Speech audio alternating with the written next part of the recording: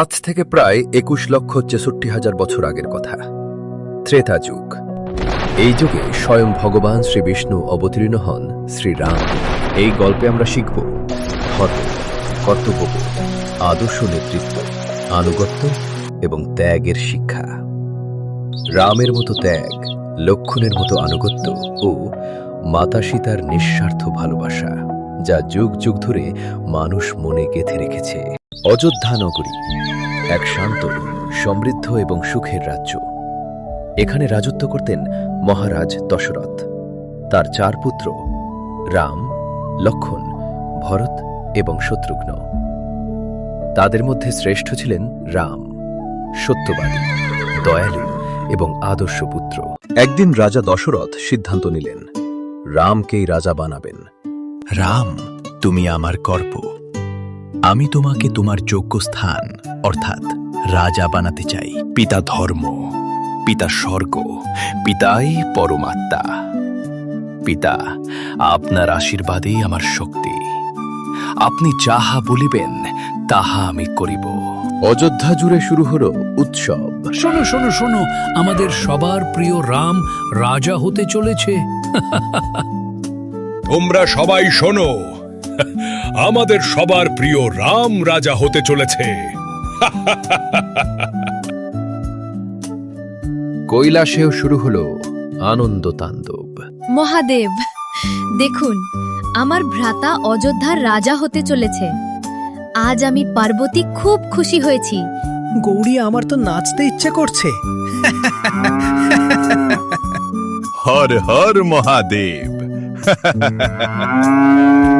এরই মধ্যে একদিন রানী কইকেয়ী তার পুরনো 2টি বর দাবি করলেন। মহারাজ, আপনি কথা দিয়েছিলেন, এখন সেই বর চাই।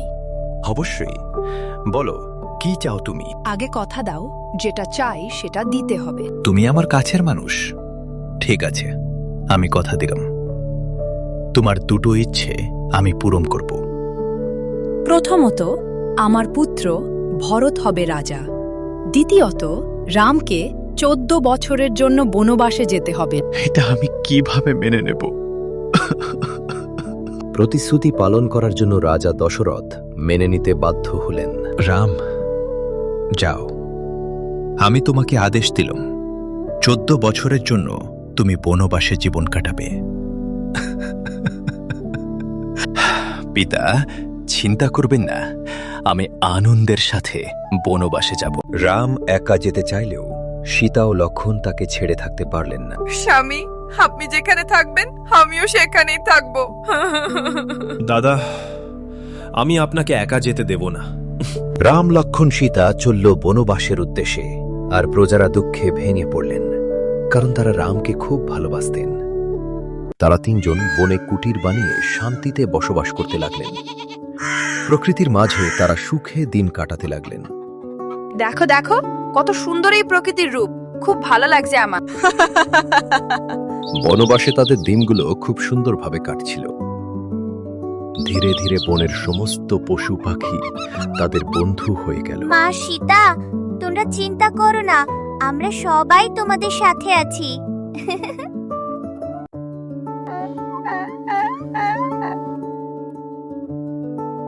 মা সীতা, আমি তোমাদের আহারের জন্য এই ফলগুলো নিয়ে এসেছি।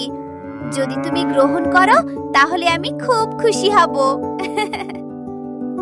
তুমি তো আমাদের উপকার করছো। তোমার এই উপহারে আমি খুব খুশি হয়েছি। অনেক ধন্যবাদ তোমাকে।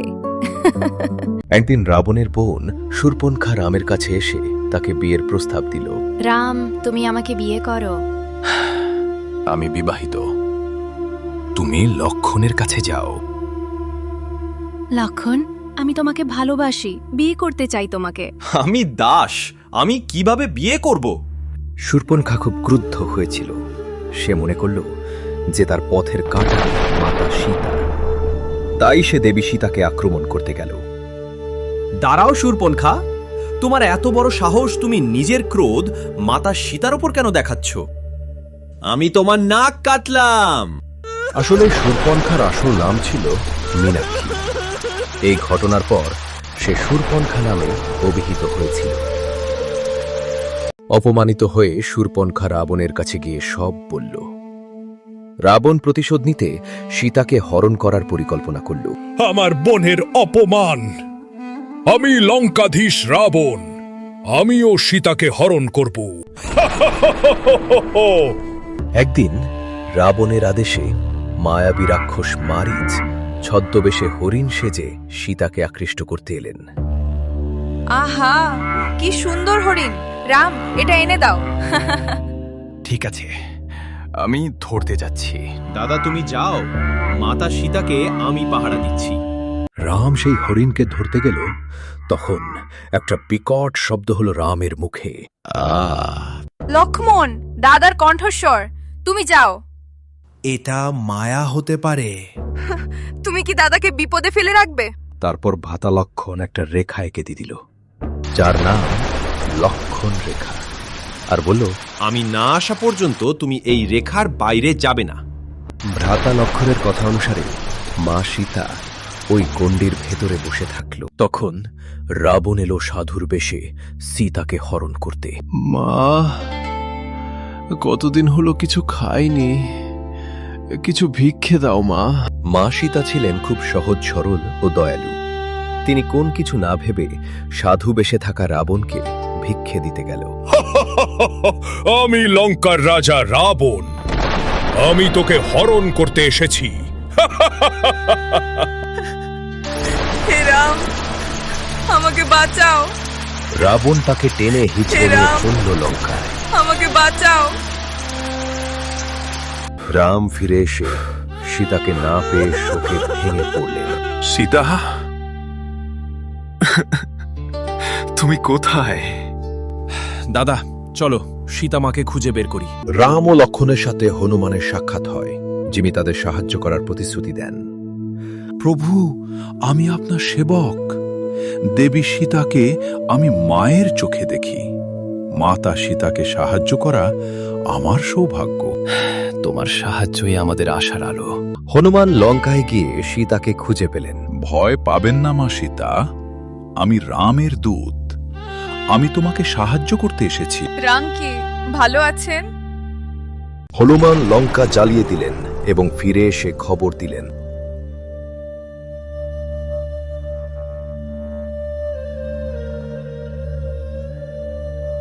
প্রভু, আমি এইমাত্র রাবণের লঙ্কা জ্বালিয়ে এলাম। মা সীতা খুব বিপদে আছেন। চলো আমরা গিয়ে উদ্ধার করি দেবীকে।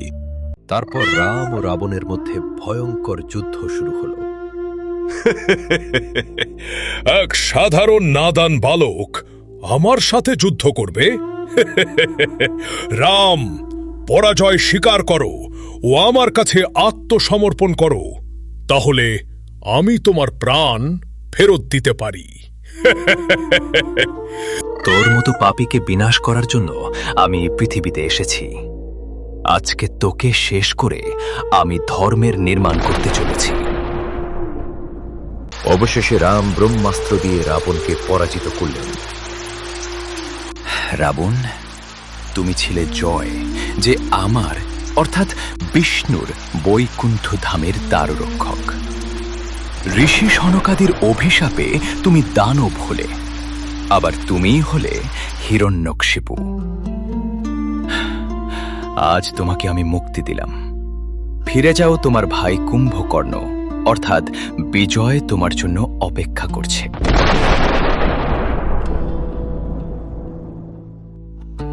14 বছর শেষে রাম, সীতা ও লক্ষণ অযোধ্যায় ফিরে এলেন।